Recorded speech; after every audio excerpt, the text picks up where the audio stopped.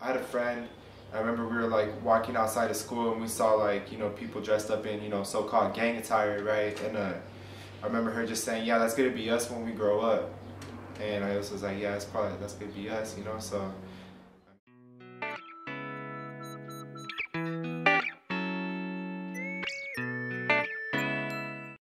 As the gang capital of the nation, Los Angeles is home to more than 450 active gangs with over 45,000 members.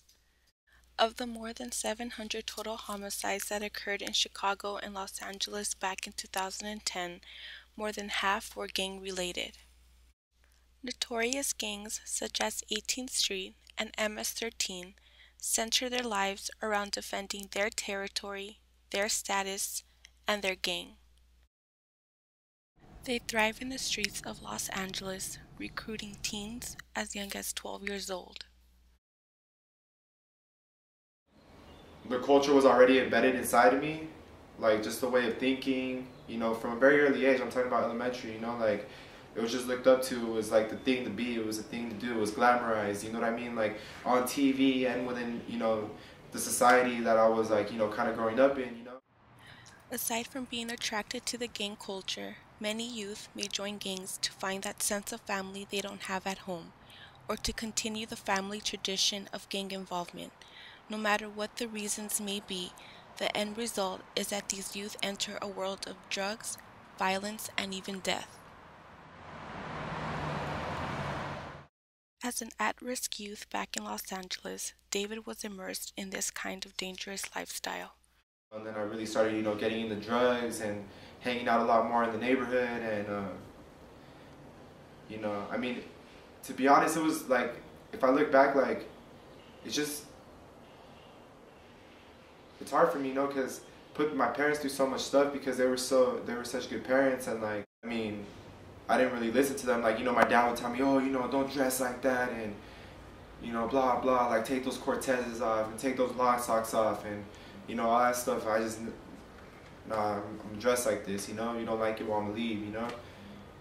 And my parents, being the parents that they were, they couldn't find it in themselves to like kick me out of school. I mean, kick me out of the house, or call the cops on me, or And my friend Ben was wearing a Santa Monica hat, an SM hat.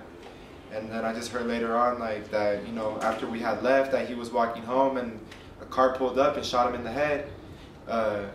He survived. He survived. He's fine, but I mean, it was a traumatizing experience. I had another friend named Marcelo that got shot. He got shot twice because he was standing in front of his house and they were actually trying to shoot his older brother. And they ended up shooting him twice, and they ended up shooting another one of his brothers too. So when I was 17, right, an incident occurred, where I ended up getting arrested for a crime that I didn't commit, and I was facing a life sentence, right? And I mean, I felt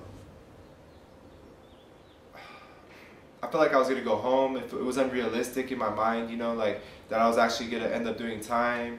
I just felt like, well, like, yeah, I'm involved with this, but I'm a kid. Like, don't understand. Don't let me go home. I went to a YA, youth authority, youth prison, for a while. I hit the county after that. Whatever, I ended up doing,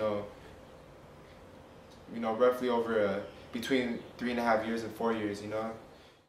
As reflected in David's experiences, the gang life claims the innocence of many youth and transforms their way of thinking, acting, dressing, and talking.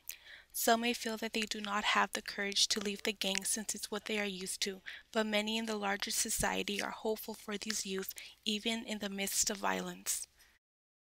One of those many people is Father Gregory Boyle, a determined, loving, and hopeful Jesuit who never failed to see the goodness in many gang members. With the help of mothers from the Boyle Heights community, Father Gregory created a program called Jobs for a Future, which later became Homeboy Industries. As one of the nation's largest gang intervention programs, Homeboy Industries has been a place of hope and change for gang-impacted individuals for the past 22 years. It provides training and support to formerly gang-involved and recently incarcerated men and women, allowing them to redirect their lives and become contributing members of society. Well, the slogan or the logo is "Jobs, not jails," and the idea there is to get at-risk youth, and not only youth, but others that have previous prison or gang-related issues, to get them out of that lifestyle and to provide work for them. Because typically, if there's a certain sense of meaning to like being able to not only do something, but to be able to provide for your family or to be able to provide for yourself. There's a certain meaning that comes to that for them. Well, we help look for work. We also for interview skills, helping them with that, and resumes and that kind of stuff. There's street tattoo removal. There's therapists on site because they definitely need to kind of be able to review their stories and kind of heal wounds that they carry within themselves. There's a full-time lawyer to help with expungements and those kinds of legal issues. There was all kinds of classes, anything you can think of, from budgeting and Baby and Me, which was every Friday. The homies and homegirls would bring their babies and they would just play with them, kind of teaching them how to be a parent. Probably agree with what I always talk about. This place meaning Homeboys, isn't a place for people that need help. There's a lot of people that need help.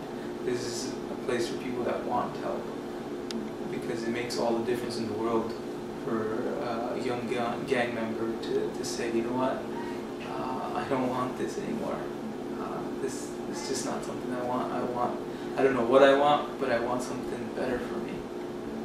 Just that wanting is a gift in itself. But to get to that point is really difficult because, again, it requires having to relinquish a lot of what you know and who you are, who you think you are. With the guidance and support from Father Gregory, Father Ng, Father Kennedy, the Jesuits, and his family, David made that choice to turn away from the gang life and seek a better future for himself, a future that is more promising and positive. I walk around school every day and just feel blessed because I know that there's a lot of people that could be here right now, that could be succeeding, that aren't, that are either doing time, like I said, or they're dead, or they're just back in the neighborhood right now and trying to get out, but trying really hard, but not really being able to find a way to do it. Living in poverty and losing patience, and maybe going back to the old habits that they had.